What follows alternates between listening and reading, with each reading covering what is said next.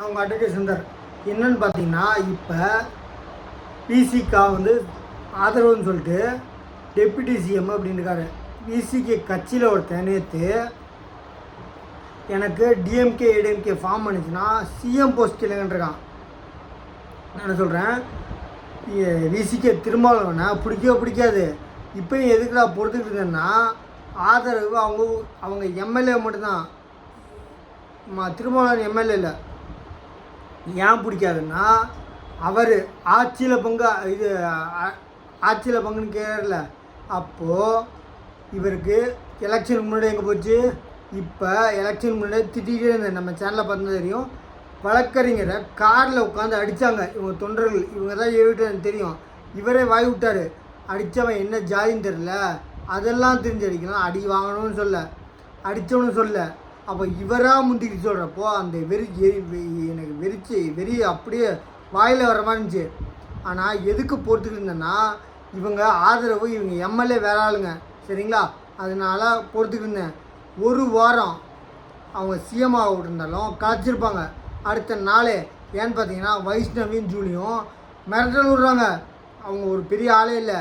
ஆனால் இந்த சின்ன சின்ன கொசுருங்களே மிரட்டல் விடுறப்போ இப்போ சிபிஐ சிபிஎம்னு சொல்கிறாங்க, எங்களுக்கு எதிராக நீங்கள் எதுவும் செய்யக்கூடாது அப்படின்னா ஆதரவே வேண்டாமே.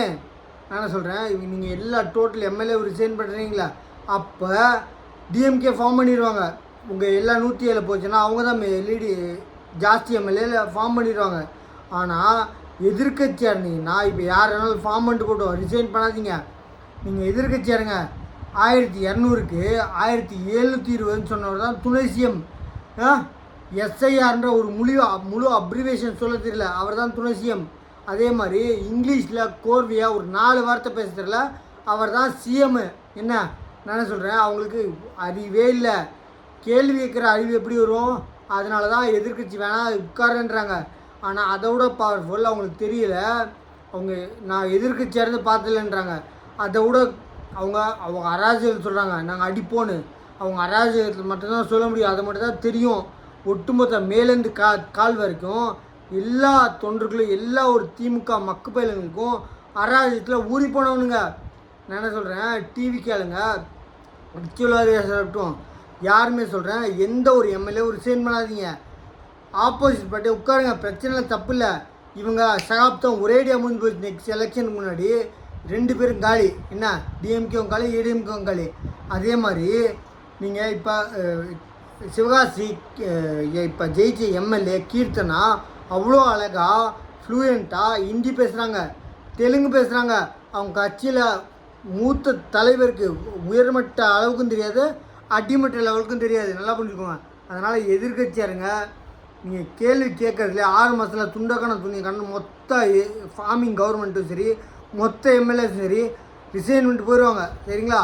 அதே மாதிரி ஏதாச்சும் உங்களுக்கு பிடிக்கலையா, எதிர்கட்சி தலைவர் ஒரு ஆள் வந்து சபாநாயகர்கிட்ட கொடுக்கலாம், கவர்னர்கிட்ட கொடுக்கலாம். ஆனால் ஒட்டுமொத்த எம்எல்ஏவும் சபாநாயகர்கிட்ட கொடுத்தாங்கன்னா என்னடா இவங்க ஒவ்வொரு ஆளும் கொடுத்துக்கிட்டே இருக்காங்கன்னு சொல்லி துண்டக்கான துணியக்கான ஓடி போயிடுவாங்க. எதிர்கட்சி இருந்தால் கேள்வி கேட்கலாம், பதிலே தெரியாது. இவங்களுக்கு தெரிஞ்ச ஒரே ஒரு இது அராஜகம், கொலை, கொள்ளை, கற்பழிப்பு, கஞ்சா விவகாரத்தில் பேர் போனவங்க, சரிங்களா? நீங்கள் சும்மா விடுங்க. ஏன்னா சிபிஐ வந்து எஃப்ஐஆர் ஃபைல் பண்ண சொன்னாங்க, குற்றம் இருக்குன்னு சொல்லிட்டு, ஆதாரம் இருக்குன்னு சொல்லிட்டு.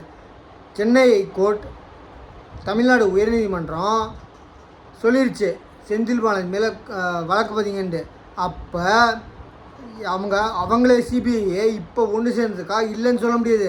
ஏன்னா அவங்க ஆதாரத்தோடு ப்ரூவ் பண்ணியிருக்காங்க குற்றம்னு சொல்லிட்டு, ஸ்கேம் நடந்திருக்கு, ஊழல் நடந்திருக்குன்னு. அப்போ இவங்க எவ்வளோ நாள் கடத்த முடியும்? சார்ஜ் ஷீட் ஃபைல் பண்ணி ஆகணும் சிபிஐ, சரிங்களா? அதனால் சொல்கிறேன், எதிர்கட்சியாக இருங்க, பொறுமையாக இருங்க, பிரச்சனை இல்லை. யாருமே ரிசைன் பண்ணாதீங்க. ரிசைன் பண்ணிங்கன்னா டிஎம்கே போய்டும் ஃபார்மிங் கவர்மெண்ட்டுக்கு. அவங்க தான் பெரிய லீடிங் கட்சினால நீங்கள் எதிர்கட்சியாக இருக்க முடியும். ஆனால் நீங்கள் ரிசைன் பண்ணிங்கன்னா திருப்பி ரீஎலெக்ஷன் தான் வரும். அது திருப்பி ரீஎலெக்ஷன் பண்ணாலும் உங்களை தான் உட்கார வைப்பாங்க. எத்தனை பேர் ரிசைன் பண்ணாலும் அத்தனை பேர் தான் திருப்பி வருவீங்க, முழுசாக வர முடியாது.